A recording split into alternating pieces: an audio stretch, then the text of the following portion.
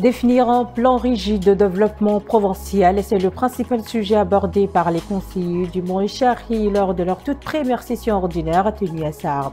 Une rencontre qui a réuni les différents cadres de la LUPEXT. Après une longue période de pénurie des enseignants, paralyser les activités à Béché dans la province du Wadaï, le carburant est de nouveau disponible dans les stations-service, une nouvelle qui soulage la population.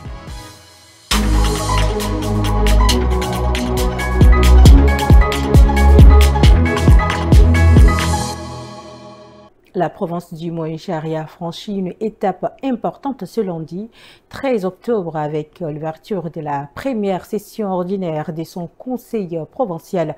La rencontre tenue au Palais des Arts et de la Culture Ngarta Tobalbaye marque le début effectif de la décentralisation dans cette province du sud du Tchad.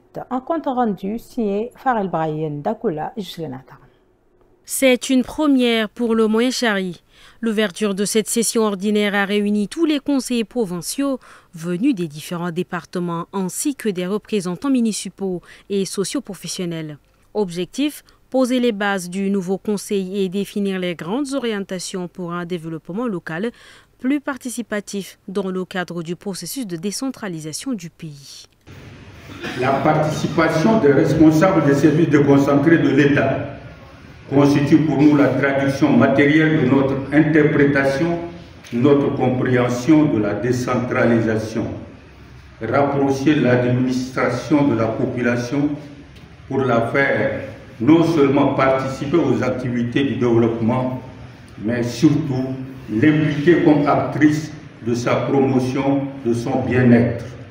Le délégué général du gouvernement auprès de la province, Abderrahmane Ahmad Bargou, a réitéré le soutien de l'État au processus de décentralisation. Il a annoncé le début prochain du transfert de certaines compétences vers le conseil provincial. Je suis même pressé pour rétrocéder certains pouvoirs. Et c'est le texte qui nous donne le droit et le texte qui leur donne le devoir d'accepter. Donc, Monsieur le Président, sans tarder, nous sommes prêts à vous accompagner. Et toute la population de la province de Mont-Chari est prête. Comme les autres, les députés, les sénateurs, les maires, aujourd'hui les conseillers. Mettons-nous ensemble.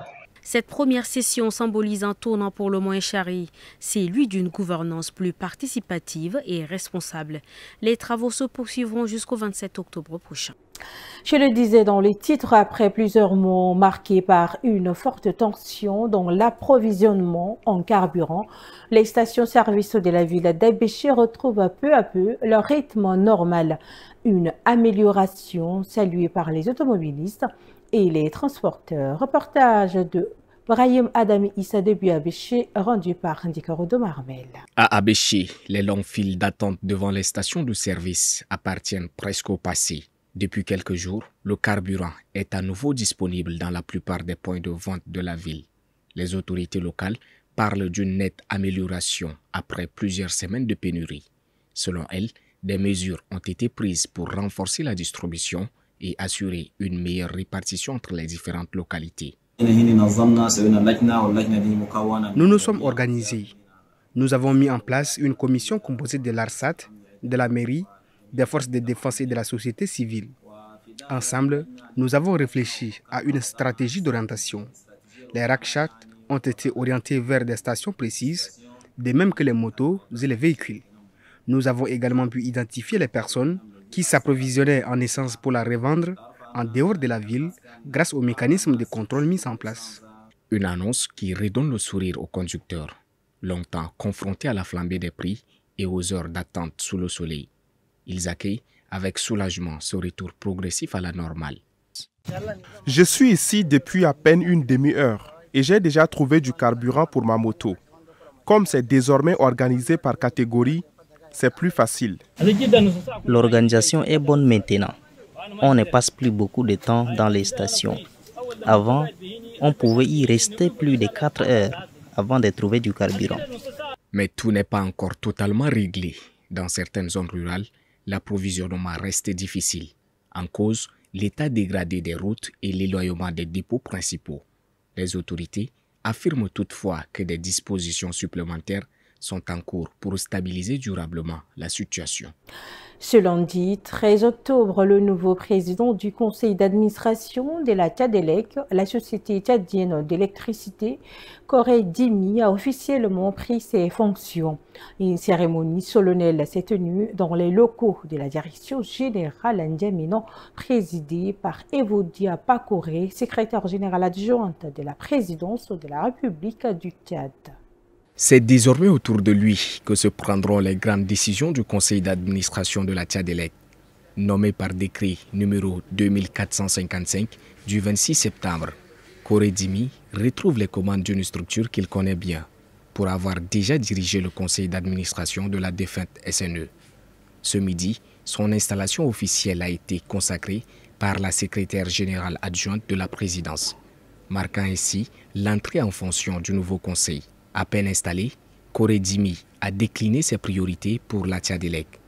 Réforme structurelle, amélioration des conditions de travail du personnel et renforcement de la performance opérationnelle. Pour réussir l'avenir d'une société de genre de la Tchadelec,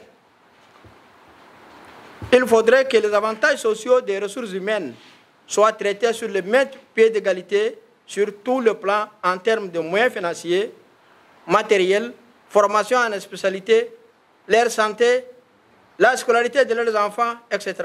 La cérémonie s'est achevée par la signature des procès-verbaux dans une ambiance conviviale, symbolisant l'ouverture d'une nouvelle page pour la société.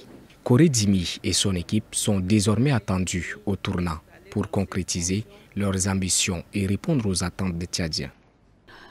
Dans l'actualité internationale, ce mardi, 3 informations essentielles sont traitées. Une présentation d'Aimé de Linasso.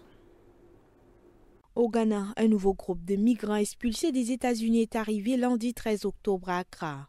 L'avion, un Boeing en provenance de Baltimore, s'est posé dans la matinée à l'aéroport de Kotoka. Le nombre et la nationalité des personnes transférées ne sont pas encore connus.